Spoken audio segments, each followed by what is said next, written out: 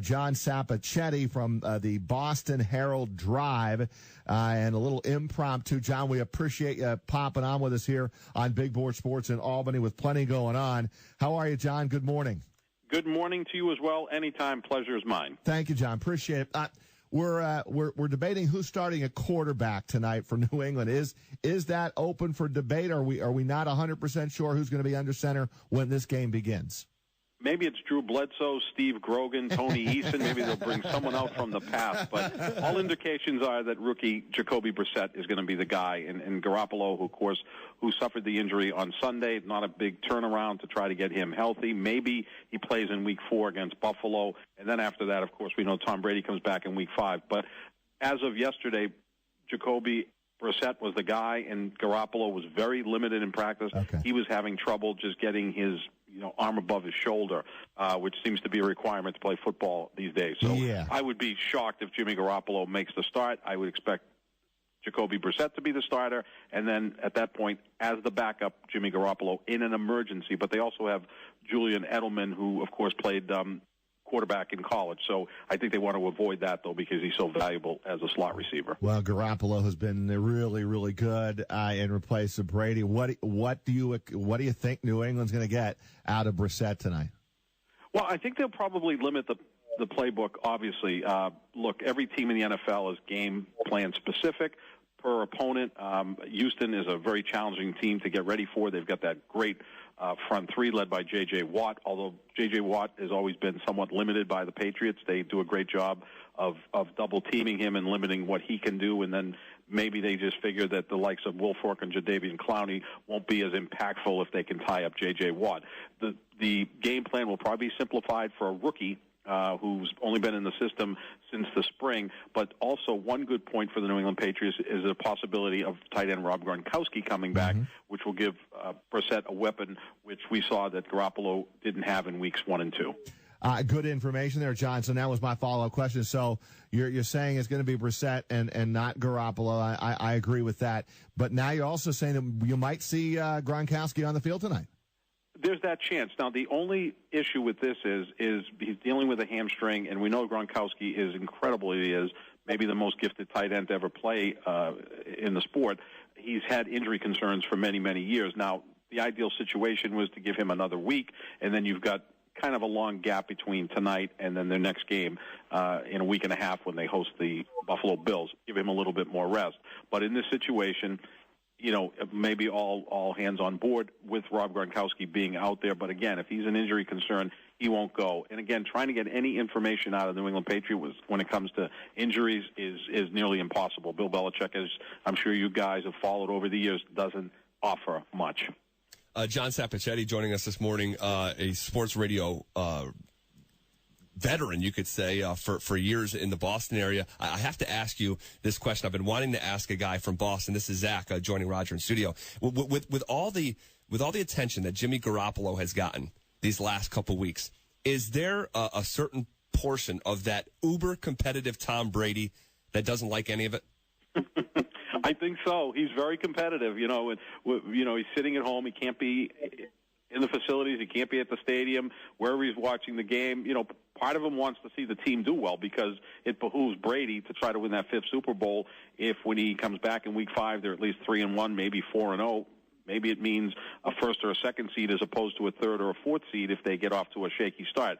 Fortunately for them, they've won 2 games. But that competitive side in him, I think he's almost like, let's win the game, but let's not have Jimmy G throw 6 touchdown passes in 6 quarters and have a quarterback rating that's off the charts and, maybe replace Brady sooner rather than later, which, again, that's been part of the narrative here because in talk radio, that's what we do, right? I mean, we have to throw out all of these ideas. I think Brady still is at an elite level, but, again, he's 39 years old, and oftentimes quarterbacks, they just hit a wall. We saw how quickly Peyton Manning hit a wall with those injuries in 2014 and how he played last year.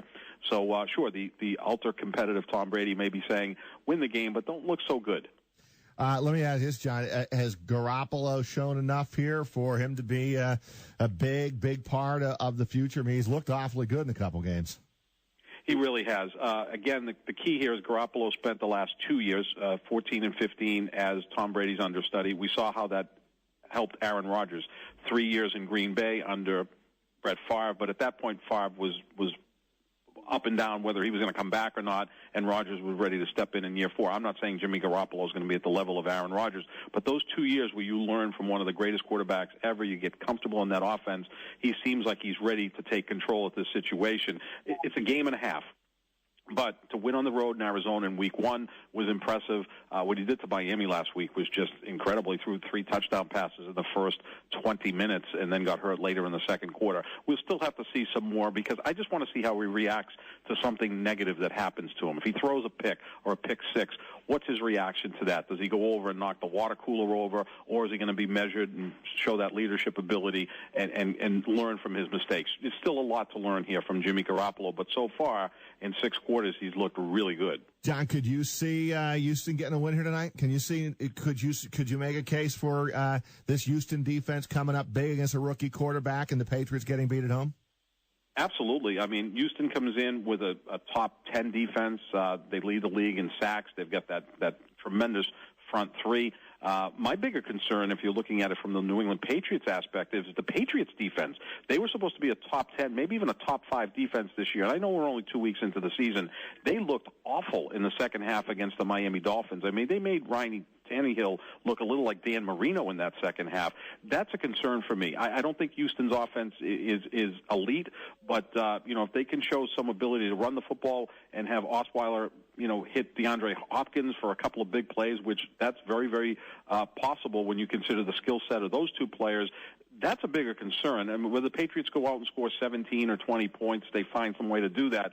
The bigger concern would be, are they going to allow 24, 27 points? Because, quite frankly, their defense did not look good, especially in the second half against the Dolphins last week. I think that's as big a concern as anything. How about look, they've won 2 games, John, right? I mean, everyone speculated going into the season. I know Brady for the first 4. How many games can this New England Patriots team win? Well, they've won the first 2, so if they drop 1 here, they drop 2, the worst you're looking at is a 2-2 team with Tom Brady coming back. I think they would have signed up for this 2-0 start, and let's see what happens in the final 2 games. But I think if they lose tonight, even if they lose the next 2, it's not the end of the world because they've won the first 2.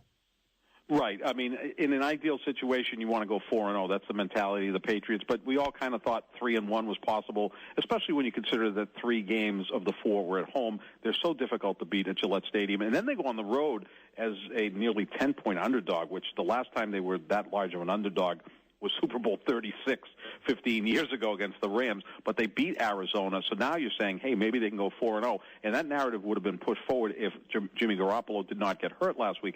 Now you're to your 3rd quarterback, and he's a rookie who never completed 60% of his passes in college. He's still very raw.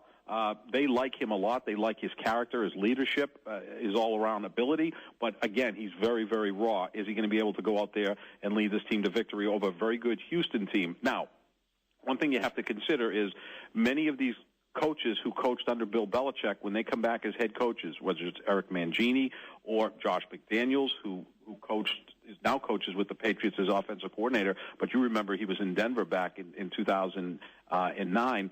They come back here. They've had some success against Belichick. I think they know how he operates. Well, Billy O'Brien, of course, was the offensive coordinator here a few years back, and Romeo Crennel, the defensive coordinator of the Texans, served as Belichick's defensive coordinator for 2 of the 3 Super Bowls in the early 2000s. So those guys, when they come here, I don't think they're going to be intimidated. They kind of understand how Bill Belichick works, and that may give them a slight advantage also. Yeah, I think Houston's going to be a handful tonight. I don't think there's any question about it.